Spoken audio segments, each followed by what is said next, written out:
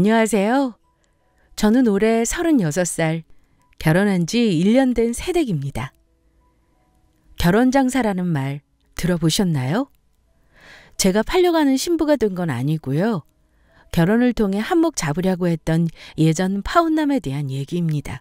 4년 전쯤 얘기니 이미 저한테는 인생에서 작은 에피소드로 기억되는 일이지만 그때만 해도 난 이제 결혼은 안 할 거라고 맹세하게 만들 만큼 큰일이었답니다. 저는 파혼 후 3년 있다가 지금 남편을 만나 결혼을 했어요. 그런데 그때나 지금이나 결혼 준비를 하면서 드는 생각은 우리나라 결혼 문화가 많이 바뀌었다고는 하지만 아직도 참 고리타분하다는 거네요. 남자 쪽은 집을 해오고 여자는 그거에 맞춰 혼수랑 예단을 하고 이렇게 주고받는 문화가 아직도 남아있는 게 크게 의미가 있는가 싶어요. 결혼하신 분들이나 결혼 준비하고 계시는 분들 혹시 예단이나 혼수 다들 어떻게 하셨나요? 결혼할 때 집은 남자 쪽에서 해오시나요? 대부분 결혼하기 전 그 문제로 속상한 일이 참 많으실 걸로 압니다. 저 역시 그랬고요. 그 말로만 듣던 혼수의 지옥에서 탈출하고 파혼했던 제 사연 들려드릴게요.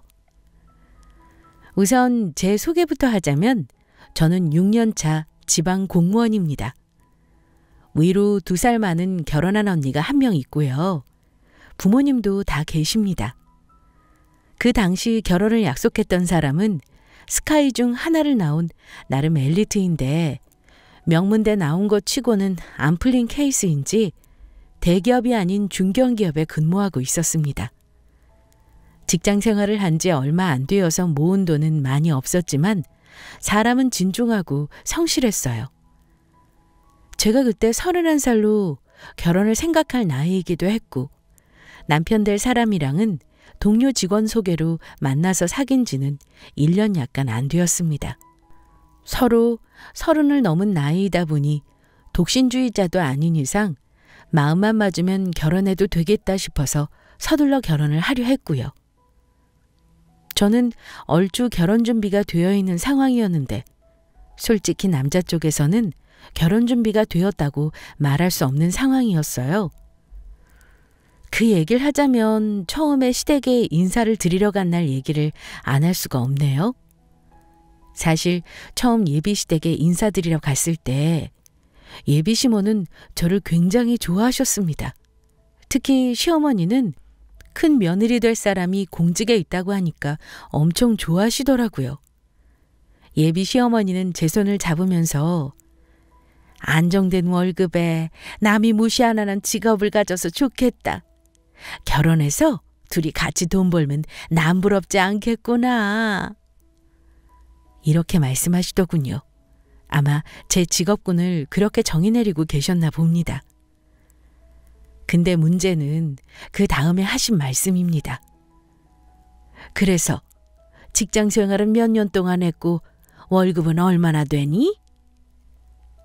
이렇게 물으시길래 제가 얼마라고 대답했더니 제 부모님 월급부터 시작해서 아버지 연봉은 얼마냐, 집에 빚은 있느냐, 동생들은 직업이 뭐고 연봉은 얼마나 받느냐, 따로 모아놓은 돈이 얼마나 되느냐 이러시는데 저는 무슨 호구조사 받으러 나온 줄 알았습니다. 저도 일일이 대답하기 불편한 저희 집안의 재정 상황이나 동생의 연봉 같은 부분에 있어서는 대답을 피했습니다. 그러더니 그 부분을 상당히 언짢아하시더라고요. 확실하게 알아야 결혼 준비를 하지 않겠냐면서 감추는 게 없었으면 좋겠다고 말씀하셨어요. 옆에서 남자친구가 그만하라고 말리지 않았다면 동생이 아니라 사촌, 팔촌까지 호구조사를 하실 것 같았어요.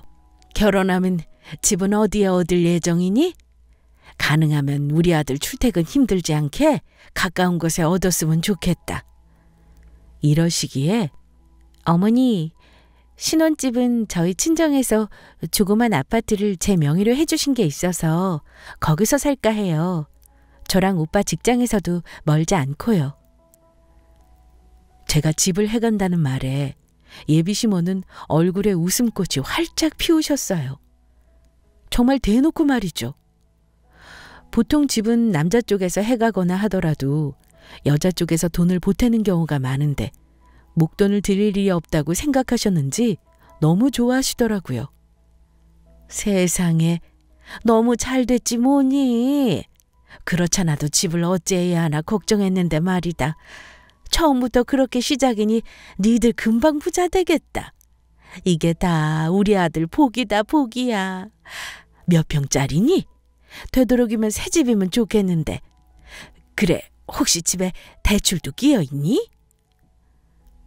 그 아파트는 제가 27살 때 부모님의 지원 1억 원 정도를 받고 제가 모은 돈 7천만 원을 보태서 4억 원대 아파트를 매수한 거였고, 대출은 약 2억 정도가 남아있는 집이었습니다.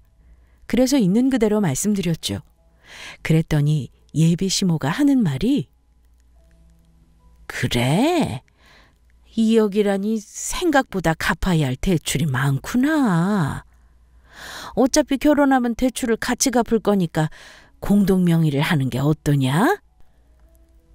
이렇게 말씀하셨지만 그때 제 생각에는 그 집에 남자친구 돈이 들어간 것도 없고 저희 부모님 돈이 들어간 집을 그렇게 하겠다고 그 자리에서 확답을 드리는 건 좀 아니라고 생각했어요. 그래서 집은 저희 부모님 돈이 들어간 거기 때문에 제가 지금 공동명의로 하겠다고 말씀드리는 건 좀 어려울 것 같아요. 나중에 부모님 뵙는 상견례 자리에서 의논하시면 어떨까요? 이렇게 말씀드렸습니다. 그랬더니 우리 아들이 모은 돈이 많이 없기는 하지만 있는 돈을 전부 결혼하는 데 쓰게는 안 할 거다. 우리 집이 돈을 많이 보태줄 만한 능력도 안 되고, 우리 아들이 앞으로 돈 벌어오는 게 어차피 이제 다 네 거 되는 건데 잘 생각해봐라. 내 생각에는 공동명의로 해주는 게 맞아. 이러시더라고요. 뭔가 처음 시댁에 인사하러 가는데 분위기가 다 이런 건가요? 저는 찜찜한 기분으로 남자친구 집을 나왔습니다. 남편이 돈 벌어오는 게 앞으로 다 내 거가 될 거니 공동명의로 집을 하라는 건 또 무슨 논리인지. 그리고 저는 뭐 돈 안 버나요? 저도 돈 벌긴 마찬가지인데 아들이 벌어오는 돈만 대단하다고 생각하시는 것 같아서 기분이 좀 그랬어요. 저희 부모님께 그날 남자친구 어머니가 하신 말씀 그대로 말했는데 집을 공동명의로 하시는 건 반대하셨습니다. 나중에 저희가 같이 벌어 새 집을 사게 된다면 그때는 알아서 하라고 하시면서요. 그 후 양가 부모님께 인사드리고 2달 정도 후 상견례를 하기로 날을 잡았습니다.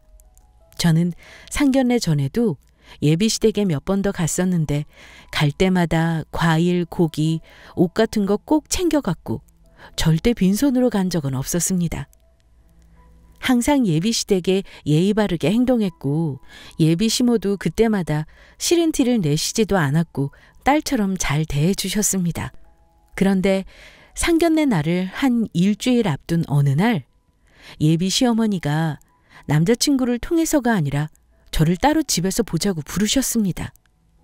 저는 아무 생각 없이 예비 시모 댁에 방문했고요. 그런데 저한테 주실 게 있다고 하시고서는 종이 한 장을 건네시는 겁니다. 그건 다름 아닌 제가 해올 혼수 목록을 적어주신 거였습니다. A4 용지에 가득 적어놓으신 걸 보고 솔직히 좀 놀랬습니다. TV에서나 볼 법한 일들이 제 앞에서 일어나고 있으니 말이죠. 천천히 종이에 적힌 물품들을 읽어보고 기절하는 줄 알았습니다.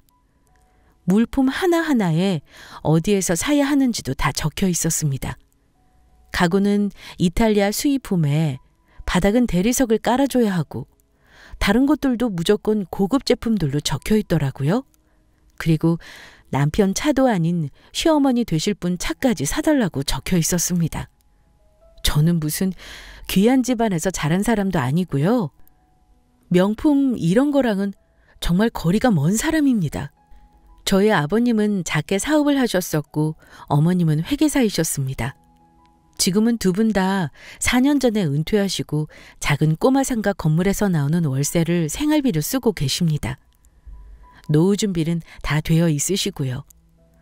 뭐 가난한 집은 아니지만 그렇다고 막 내세울 거 하나 없는, 특별한 거 하나 없는 집에서 자라서 여태껏 입혀주시고 먹여주시고 보살펴주신 부모님께 결혼하는 것까지 짐대고 싶지 않아서 공무원이라는 직장 얻고서도 그 박봉으로 저축 열심히 했습니다. 물론 친정에서 감사하게도 집을 해주시는데 도움을 주셨지만 제 능력으론 저희 시어머니 되실 분이 요구하시는 품목들로 집안을 꽉꽉 채울 수 없었습니다. 내가 생각나는 것만 대충 적어봤는데 어떠니?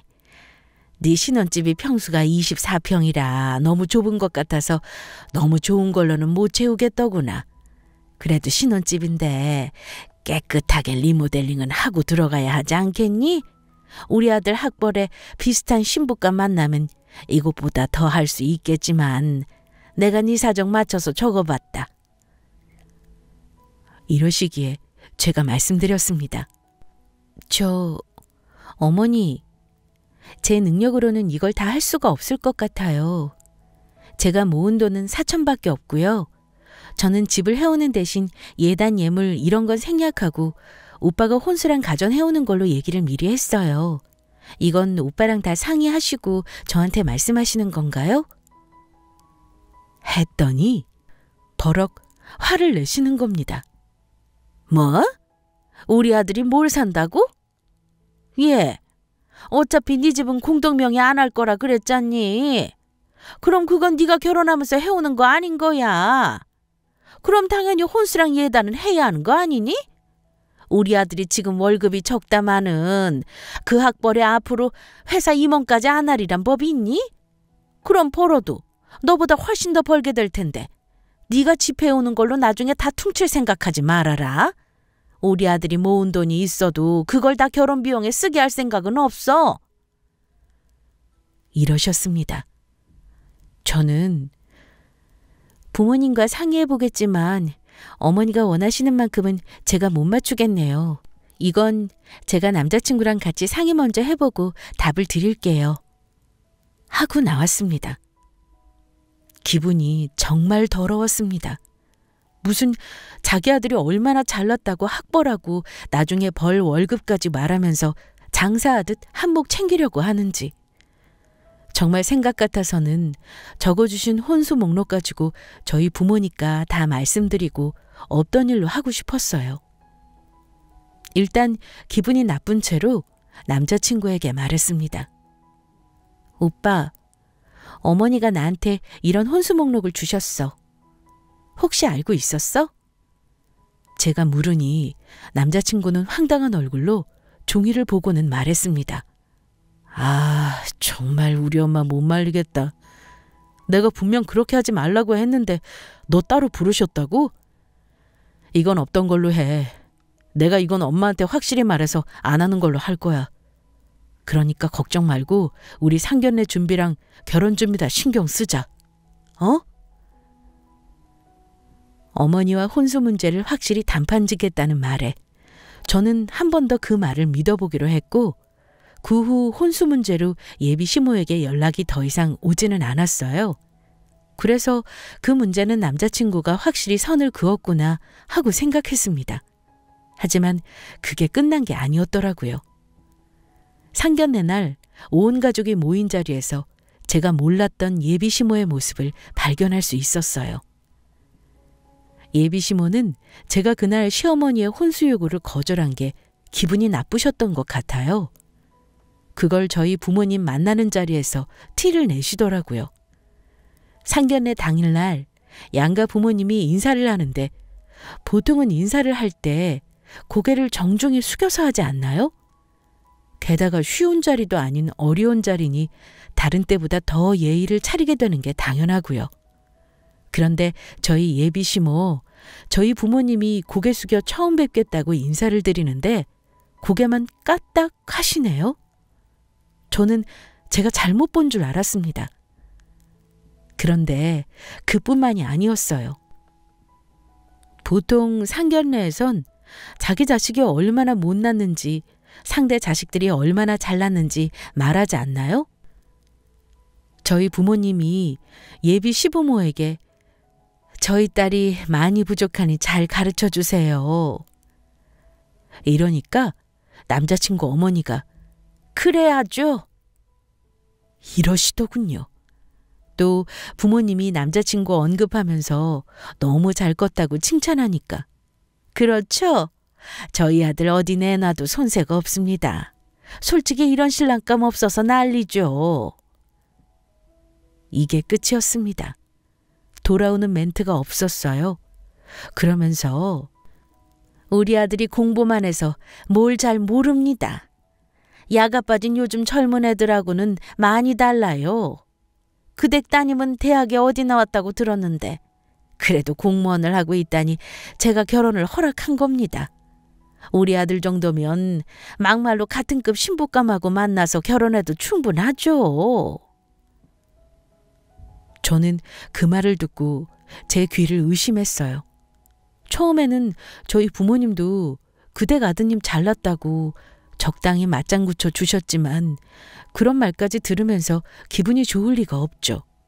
뭔가 싸하다는 느낌이 들고 이건 아니다 싶은데 어색한 분위기 속에서 예비 시어머니께서 웃으면서 말씀을 꺼내셨습니다. 저희 집에 새 식구를 드리는 거니 몇 가지 말씀드릴 게 있습니다. 새아가가 시집 오면 일단 우리 아들 아침이랑 저녁밥은 무슨 일이 있어도 집에서 차려줬으면 좋겠어요.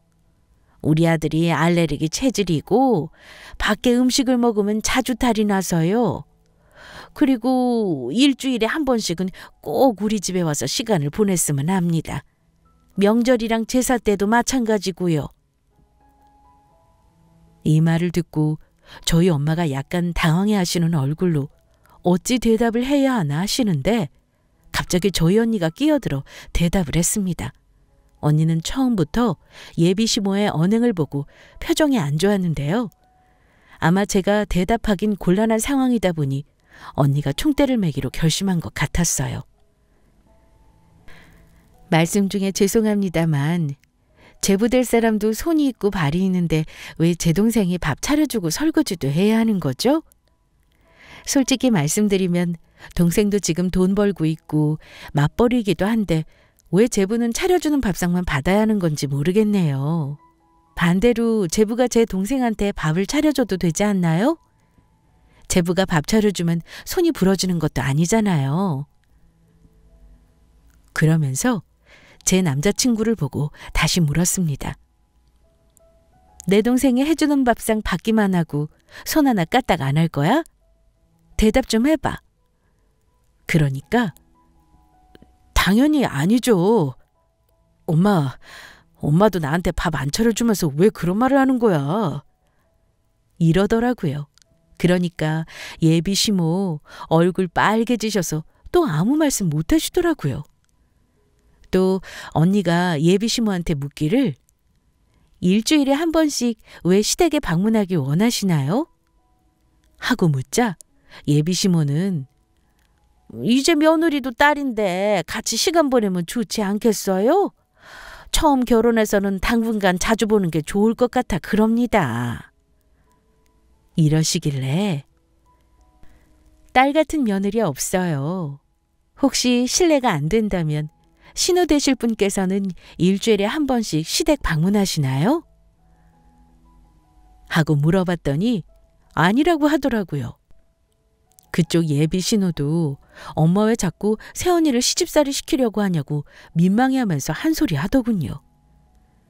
그때부터 저희 언니는 이미 이 결혼 아니라고 생각했는지 막 나가기로 한 것 같았어요. 그리고 언니는 제 동생도 부모가 있는데 왜 시댁에만 머물러 있길 바라시나요? 그런 이기적인 생각하지 마세요. 사돈댁 딸이 친정에 못 가고 시댁에만 머물러 있으면 기분 좋으시겠어요? 이렇게 말했습니다. 그러자 남자친구 아버님이 당황하시면서 제 뜻은 이 사람과 다릅니다. 저는 그럴 생각 없으니 너무 마음 쓰지 마세요. 이러시는데 옆에서 예비 시모가 팔꿈치로 시아버지 옆구리를 쿡 하고 치더라고요. 저는 이건 아니다라는 생각이 그때부터 강하게 들었고, 저희 부모님은 예의상 심한 말은 못하시지만 표정만 봐도 어떤 뜻인지 알 수 있었습니다. 그런데 예비 시모의 그 다음 말이 더 황당했습니다. 새아기가 신혼집을 해올 거라고 들었습니다. 근데 그 집에 아직 대출이 끼어 있다고 들었습니다. 결혼하면 둘이 같이 갚아야 하는 건데 명의는 공동으로 못 해주시겠다 하셨다지요. 제가 듣기로 평수도 24평이라고 들었는데 나중에 아이 태어나서 기를 거 생각하면 집이 너무 작은 것 같네요. 그리고 공동 명의도 아니고 새아기 명의로 할 거라고 하는데 저는 그렇게 할 거면 이 결혼 안 시키고 싶습니다. 저희 아들이 대개 따님보다 학벌도 좋고 회사도 좋은 데 다니는데 아무래도 저희가 미치는 결혼 같네요. 대개 따님 솔직히 마음에 안 들지만 우리 아들 봐서 허락하는 건데 다시 생각해야겠습니다. 이렇게 말을 하시는데 옆에 예비 시아버지는 얼굴이 벌개지면서 이 결혼은 파투구나 하는 표정이셨고, 남자친구는 얼굴이 완전 똥빛이 되어서는 그만하시라 말리긴 하는데 우리 부모님이 계시니 제대로 화도 못 내고 있는 그런 웃지 못할 상황이 되었죠. 저희 집은 어땠겠어요? 저희 부모님은 정말로 황당한 얼굴로 앉아 계셨고, 그걸 듣고 저희 언니가 물었습니다. 공동명의 안 해주는 게 불만이신 건가요? 그럼 저희가 집 안 해가고 혼수를 해가죠. 그럼 그 댁에서는 대출 없이 34평 자가로 해올 수 있으신가요?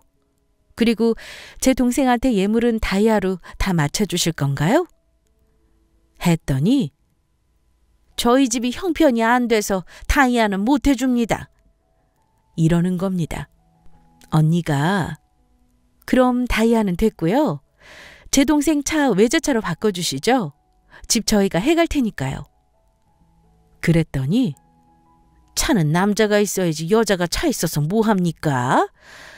이런 건 솔직히 터놓고 얘기하는 게 좋은 거니까 말 나온 김에 다 하겠습니다. 사돈 댁. 그 댁 따님 우리 집에 시집 오면 우리 집 성씨 가진 애 낳을 거고 우리 집 귀신 되는 건데 아까워하지 마시지요. 집은 어차피 그 댁에서 해오기로 한 거니까 하고 제가 일전에 세아가 통해서 혼수랑 예단 목록 정해서 보낸 게 있습니다.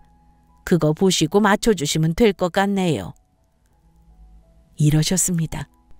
아니 무슨 아들 가지고 장사하는 것도 아니고 누가 들으면 대단한 집 아들이 장가가는 줄 알겠더라고요.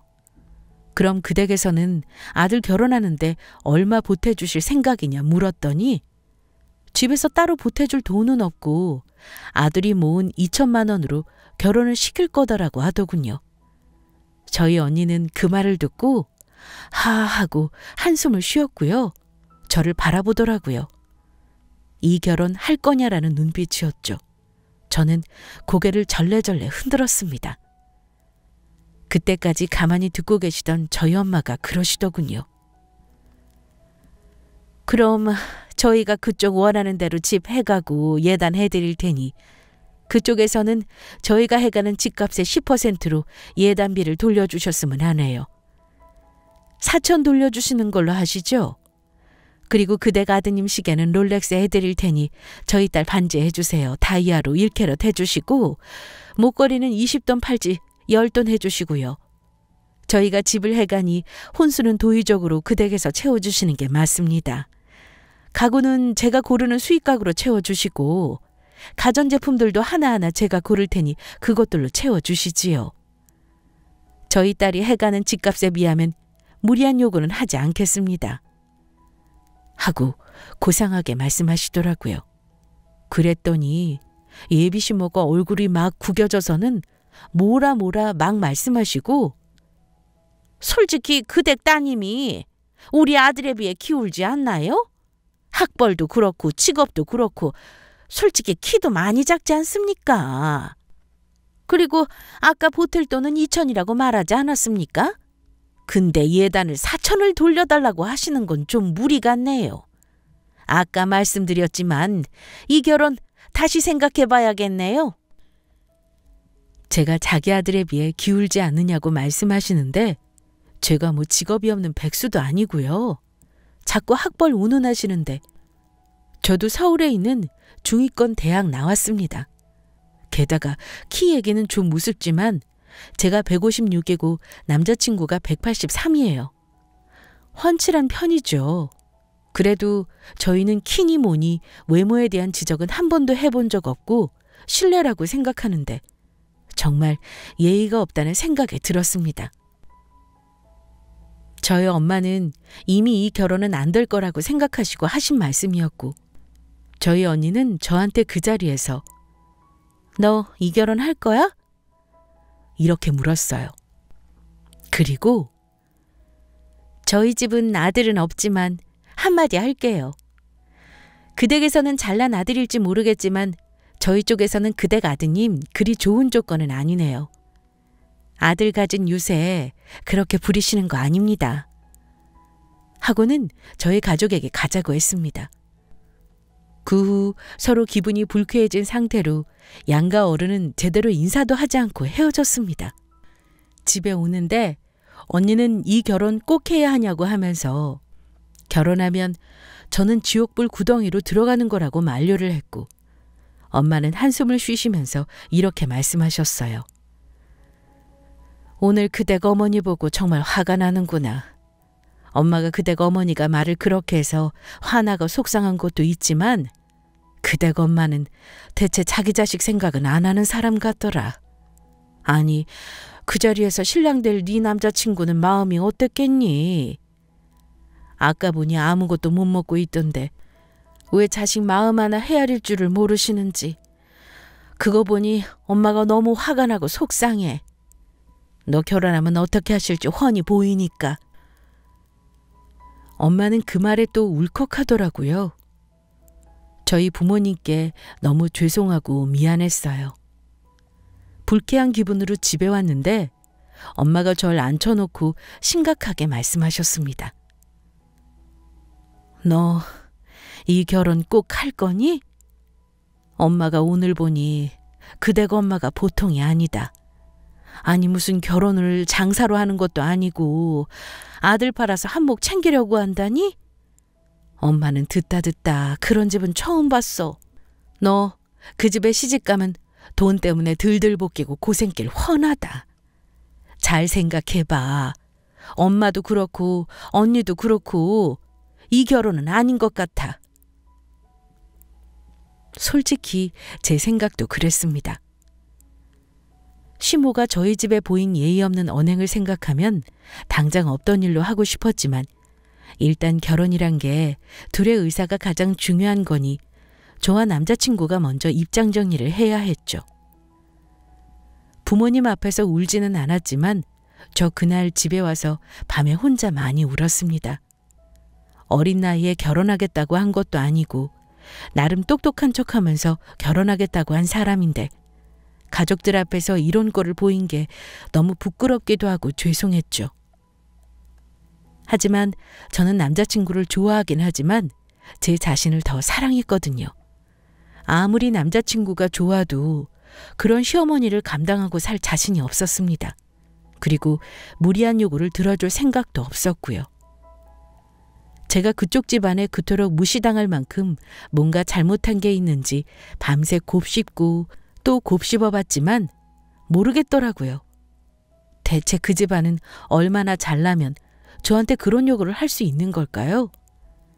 그렇게 못 베어먹은 시모 밑에서 그 사람은 왜 그렇게 번듯하고 예의 바르고 착했는지, 그래서 그 집도 그럴 거라고 철석같이 믿게 했던 건지 정말 혼란스럽더라고요. 하지만 귀하게 예쁨 받고 자란 제가 이런 꼴을 당하고 부모님 가슴에 못을 박아야 할 필요는 없다는 결론에 도달했습니다. 그래서 남자친구에게 짤막하게 결혼은 없던 걸로 하자고 메시지를 보냈습니다. 전화가 오고 문자가 오고 난리가 났지만 그냥 다 무시했어요. 당분간은 그 사람도 보고 싶지가 않았습니다. 며칠 고민한 끝에 저는 부모님께 큰맘 먹고 말씀드렸습니다. 엄마, 아빠, 저 이 결혼 없던 걸로 할게요. 그 사람한테는 말했어요. 그나마 돈 들인 거 없이 지금 결정하는 게 현명한 일인 것 같아요. 이렇게 말하는데 부모님 얼굴을 보니 또 눈물이 왈칵 나오더라고요. 그러면서 펑펑 우니 부모님께서는 그래, 우리 딸이 그렇게 결정하기로 했다면 우린 그 결정을 믿는다. 네가 현명한 결정을 했다고 생각한다. 라고 하시면서 더 이상 묻지 않으셨습니다. 그 후로도 남자친구에 대해서는 일절 묻지도 않으셨고요. 그리고 얼마 후 남자친구를 만났는데 저한테 찾아와서 무릎 꿇고 빌었어요. 미안하다고, 자기가 엄마 안 보게 해주겠다고 헤어지지만 말자고 하더라고요. 하지만 이미 제 마음은 차갑게 식은 상태였죠. 전 남자친구는 그날부터 하루에도 수십 통씩 계속 전화해서 제 마음을 돌리려고 했고, 참다 못해 제가 핸드폰 번호를 바꾸니 집 앞까지 찾아와서 저한테 매달렸습니다. 내가 정말 미안해. 아니, 우리 엄마가 너한테 그런 말 한 것도 다 내 잘못이야. 내가 애초부터 엄마가 그렇게 나올 줄 알았으면 너 인사도 안 시키고 나 혼자 결혼했을 거야. 우리 쪽에서 무조건 잘못한 거니까 너만 눈 감아주면 우리 처음부터 다시 시작할 수 있어. 남자친구는 자기가 엄마와 사이에서 중재를 못한 잘못도 있다면서 미안하다고 하길래 오빠, 나는 더 이상 할 말이 없어. 결혼이란 게 둘만 좋다고 할 수 있는 게 아닌가 봐. 둘이 좋다고 해도 오빠 엄마 얼굴 영영 안 보고 살 것도 아니잖아? 하고 말했습니다. 남자친구는 네가 결혼할 때까지만 좀 눈 감아주고 어머니랑 잘 지내는 척이라도 할 수 없을까? 일단 결혼하고 나면 내가 그 다음부터는 네가 하자는 대로 다 할게. 그러길래 나는 오빠 어머니하고 잘 지내기가 어려울 것 같아. 결혼하고 나서 내가 어머니랑 연 끊으라고 하면 그렇게 할 거야? 나 평생 오빠 어머니 때문에 힘들 거 생각하면 눈앞이 깜깜해. 이제 찾아오지 말아줬으면 해. 오빠도 좋은 사람 만나. 하고 이별을 고했습니다. 그렇게 저희는 헤어지기로 했어요. 어려운 일 있어도 끝까지 함께할 줄 알았던 전 남자친구는 본인 엄마의 무례함을 눈앞에서 목도하고도 끝까지 엄마와 인연을 끊고 살 테니 너와 결혼하겠다는 말은 하지 않았고 결국 저랑 파혼을 선택했습니다. 그냥 평생 어머니와 둘이서 잘 살았으면 좋겠다고 생각했습니다.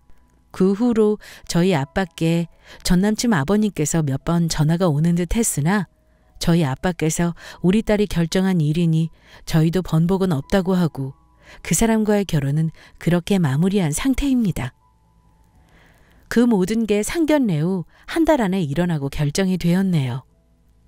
결혼을 약속해서 2년인 줄 알았는데 이런 악연이 되더라고요.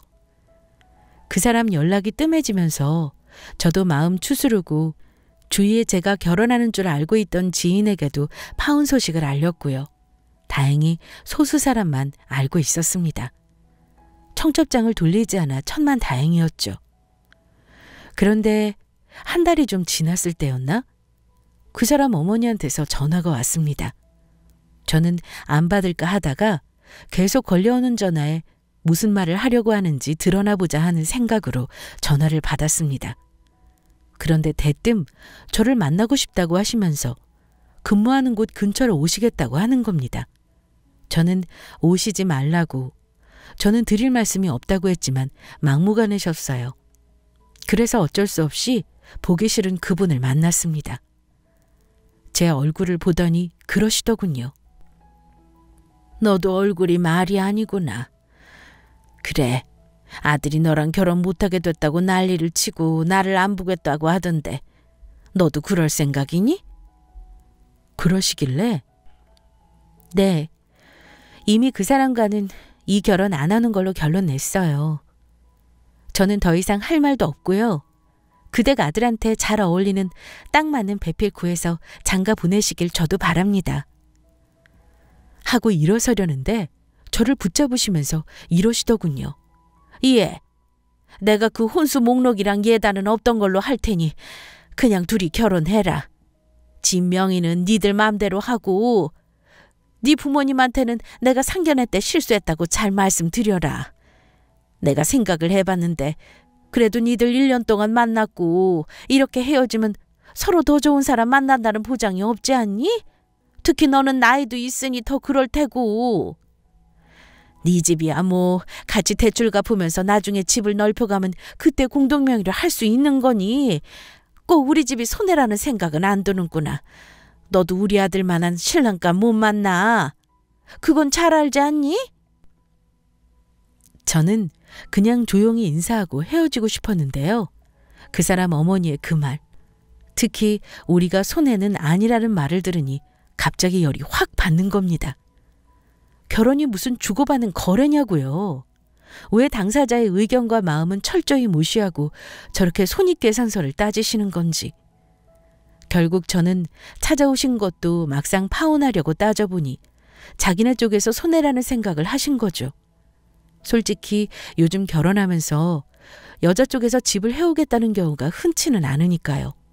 게다가 그 집이 놔두면 오를 텐데 그런 것까지 계산을 하시고는 믿지는 장사가 아니라고 생각을 하셨나 봐요. 저는 마지막으로 그분께 한마디 해드리고 확실히 마무리 지어야겠다고 생각했습니다. 어차피 다시는 안 보게 될 사이니 말씀드릴게요, 아줌마. 아줌마가 잘난 아들 팔아 결혼시켜서 얼마나 한탕하시려는지 모르겠지만 그런 식이면 아들 평생 장가 못 보낼 거예요. 아마 저 놓친 거 두고두고 후회하실걸요? 아들 결혼시키려면 저한테 했던 거 딱 반대로 하셔야 될 거예요. 제가 그냥 가려다가 정말 모르시는 것 같아서 딱 해서 드리는 말씀입니다. 아줌마 아들은 자기 앞길 막는 엄마랑 영 끊을 수도 없고 얼마나 속상할지는 생각 안 해보셨어요? 아들 잘난 건 저도 알아요. 근데요, 이 세상에 아줌마 아들보다 훨씬 더 잘난 여자들도 많다는 거 꼭 좀 알고 계세요. 그럼 전 가보겠습니다.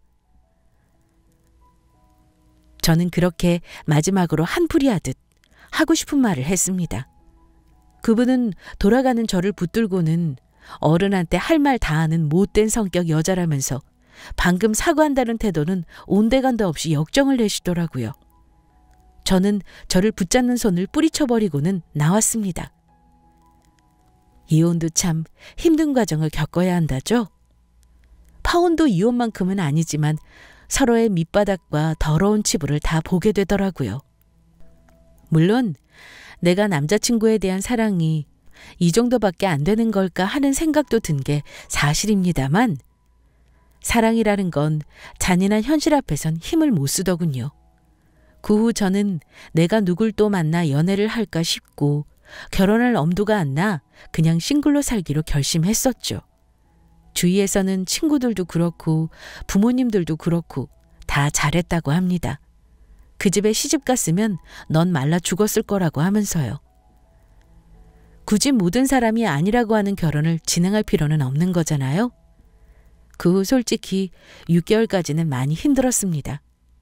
시간이 지나고 이제 조금 괜찮아졌다 싶을 때쯤 우연히 전 남자친구가 예쁘고 어린 새 여자친구와 올린 럽스타그램을 보고는 정말로 정리가 되면서 괜찮아지더라고요. 시간이 지나고 제가 34살이 되니 그때는 결혼에 대한 마음가짐이 많이 달라졌습니다. 결혼할 나이란 게 꼭 정해져 있는 게 아니라고 가치관이 바뀌었고요. 어차피 늦었는데 굳이 급하게 사람을 만날 필요가 있나 하는 생각이 들었습니다. 그렇게 제 자신에게만 집중하며 지내니까 정말 신기하게도 인연은 또 찾아오더군요. 그런데 결혼한 선배들이 말하기를 결혼할 인연이라는 게 따로 있다는 말을 하잖아요. 그 말이 확실히 맞더라고요. 저는 파혼한 후에는 인위적으로 만나는 소개팅 같은 자리를 극도로 기피했거든요. 그런데 지금의 남편을 만나게 된 건 신기하게도 제가 일하는 곳에서 인연이 되어 만나게 되었습니다. 같은 일을 하는 직원은 아니었고 업무상 같은 일을 했던 분이 있었는데 저를 예쁘게 보셨는지 그 지역 유지의 아들과 연을 맺어주셨어요. 억지로 선자리를 소개해 준 게 아니고 제가 하는 업무와 연관지어 우연히 만남을 가지게 되고 서로 호감을 가지게 되어 만나게 되었습니다. 지금 남편은 저보다 6살이 많은데요. 칼센터를 2개 운영하고 있었습니다. 사업을 하느라 결혼이 늦어졌다고 하더라고요. 사업 때문에 자리 잡는 데 신경 쓰느라 바쁘게 살다 보니 결혼이 늦어졌다고 했어요. 제가 적은 나이가 아님에도 저를 너무 귀엽게 여기고 예뻐해 주는 사람입니다. 남편 부모님은 그 동네에서 오랜 기간 사신 분들이고 땅 보상으로 부자가 되신 분들이었어요. 저는 그때까지 결혼은 해도 그만, 안 해도 그만이라는 생각이 많았어요. 그런데 그 사람은 저에게 결혼은 이런 사람과 해야 한다고 하는 확신을 준 사람이었습니다. 파혼의 경험이 있다 보니 새로운 사람을 만난다는 것은 저한테 모험이었어요. 실패의 경험이 있다 보니 다른 사람을 만나게 될 때는 그전보다 까다로워지더군요. 그런데 결혼을 하려고 어렵게 마음을 먹은 후 똑같이 그전처럼 그쪽 집안에 인사를 하고 상견례를 하는 과정을 거쳤죠. 그런데 지금 남편의 부모님, 특히 시어머니는 제가 파혼한 사람 어머니와는 정말 다르셨습니다. 우선 가진 것 없이 제 덕만 보려 하지 않으셨고요. 제가 집을 해오겠다고 똑같이 말씀드렸지만 그건 네가 결혼 전부터 갖고 있는 거니까 네가 결혼 후에도 잘 가지고 있으렴. 집은 우리가 해줄 작정이다. 이러시면서 시댁 근처 아파트를 얻어주셨는데요. 제 돈이 좀 들어가긴 했지만 그게 고맙다면서 나중에 명의도 공동명의로 바꿔주셨습니다. 결혼하는 과정도 그 전과는 달리 수월했습니다. 똑같이 상견례를 했지만 양쪽 집안의 배려 속에서 서로 얼굴 붉히는 일 없이 무사히 인사를 했고 예단이나 혼수 문제도 저희 둘의 의견을 우선시해 주셨습니다. 양가 부모님 배려 속에서 결혼해서 지금은 1년이라는 시간을 보내고 즐겁게 살고 있습니다. 그리고 정말 감사하게도 제가 가지고 있던 집이 거의 3억이 넘게 올랐어요.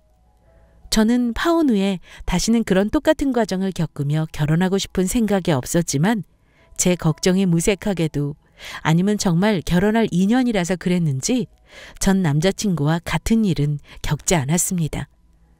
똥차 가고 벤츠 온다는 말이 정말 맞는지 다시는 좋은 사람 만나지 못할 것 같았지만 더 좋은 사람 만나서 결혼하게 된 거죠. 제 결혼 얘기 어떠셨나요? 나이가 있어서 마음을 비우고 있었지만 이렇게 좋은 사람을 만나 늦게 결혼해서 더 잘 살 수도 있다는 걸 말씀드리고 싶었어요. 결혼 안 한 미혼 여성분들이 있다면 저 같은 경우도 있다는 걸 한번 참고해 보시면 좋을 것 같아요. 인생의 목표가 무조건 결혼을 잘하는 거에 있는 건 아니잖아요. 저는 결혼을 하긴 했지만 솔직히 결혼을 안 해도 그만이라는 생각이 있거든요.